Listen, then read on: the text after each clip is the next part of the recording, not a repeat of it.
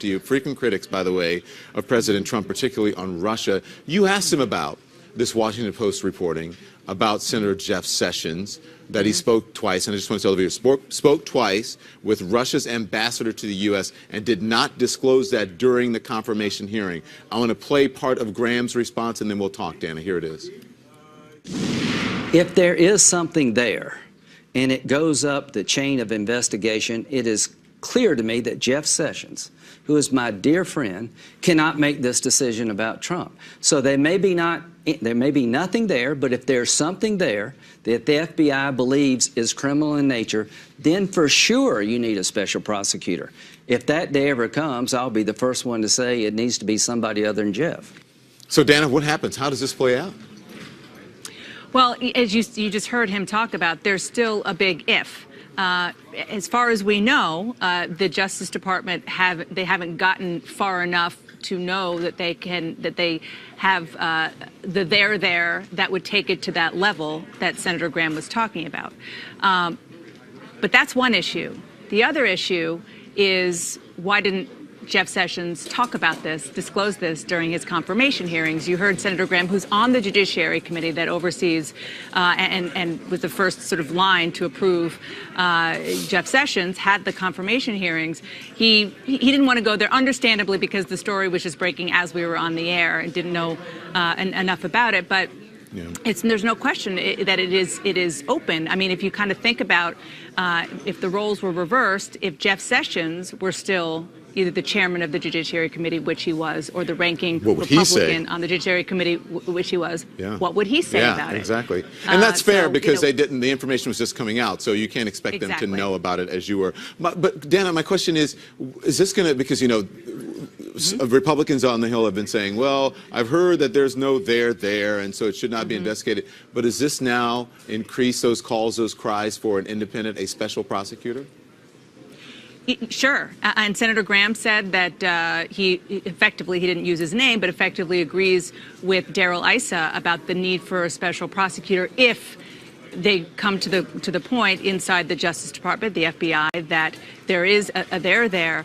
But I think separate from that, Don, there is no question, and Senators Lindsey Graham and John McCain made abundantly clear today that the investigation, they're going to make sure that the investigations on Capitol Hill, particularly within the Intelligence Committee, are robust. The House, you know, is its own beast, but in the Senate, the Intelligence Committee is stacked in such a way that you have Republicans. Senator McCain is what's called an ex officio member, so he can go on to the committee and be a part of the investigation, maybe even vote if he'd like to. But there are other sitting members, Senator Susan Collins, Senator Marco Rubio, and others. These are Republicans in the majority, party, making sure, they say, that this is going to be robust and be real. And when I say this, it is looking into not just what Russia did to try to meddle in U.S. elections, but also whether or not there were any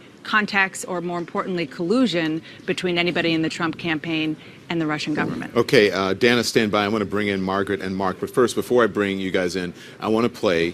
This is what Attorney General Jeff Sessions told Senator Al Franken during his confirmation hearings. This was back in January. Listen to this. If there is any evidence that anyone affiliated with the Trump campaign communicated with the Russian government in the course of this campaign, what will you do? Senator Franken, I'm not aware of any of those activities. I have been called a surrogate at a time or two in that campaign, and I did not have communications with the Russians, and I'm unable to comment on it. Very well.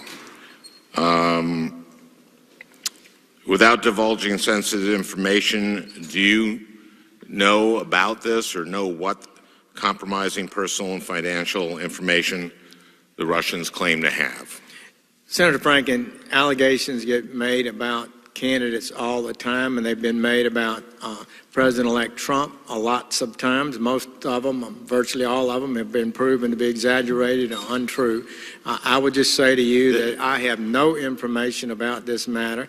I have not been in on the classified briefings, and I'm not a member of the Intelligence Committee.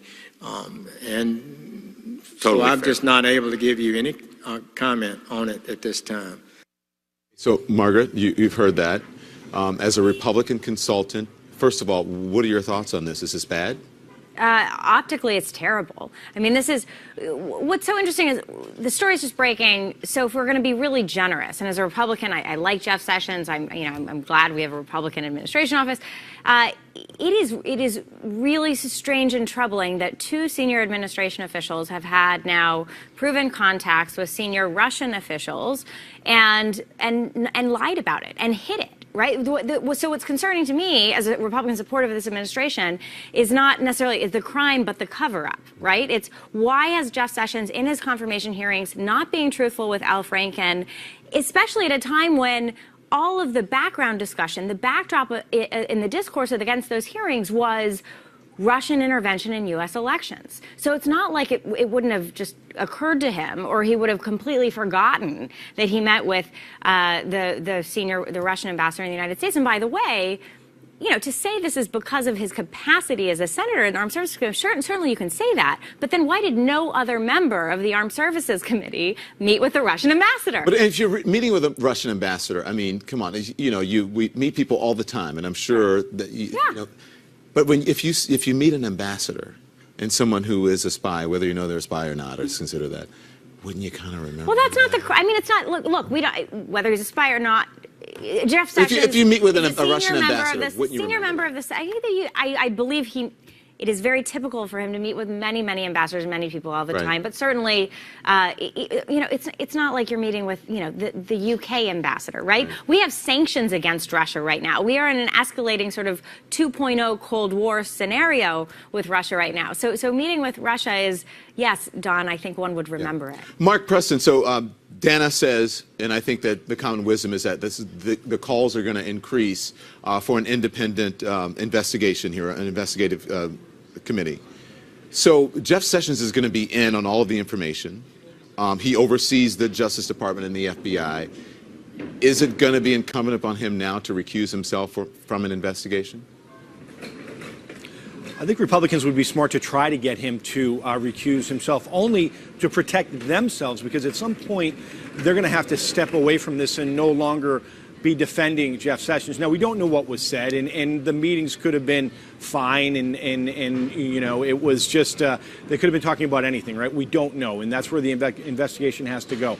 But However, it could be innocent, but I mean, to the Margaret's timing, point is like, if you don't, you know, why not just say that you met with them? Listen, they could have not, they could have talked about nothing, who knows? But still, to Margaret's point and to other folks, they did have those meetings, and to say you didn't meet with someone is just factually not true. But go on, Mark. No. And in fact, I was getting that because I actually agree with you. Contextually, the timing and the fact that it was on multiple occasions, meeting with the Russian ambassador at a time when there was concern about Russia having influenced our election. In fact, John McCain just said tonight, Don, have no doubt what the Russians try to do to our election could have destroyed democracy. I mean, that's a pretty heavy statement coming from somebody like John McCain regarding a nation that we think may have tried to influence our elections here. So having our Attorney General right now, having met with them during the campaign, optically it looks bad,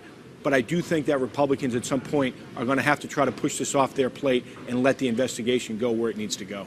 What is the impact here, Dana, on what Evan's reporting, what the Washington Post is reporting of these meetings taking place in the sidelines at the Republican convention? What's the impact?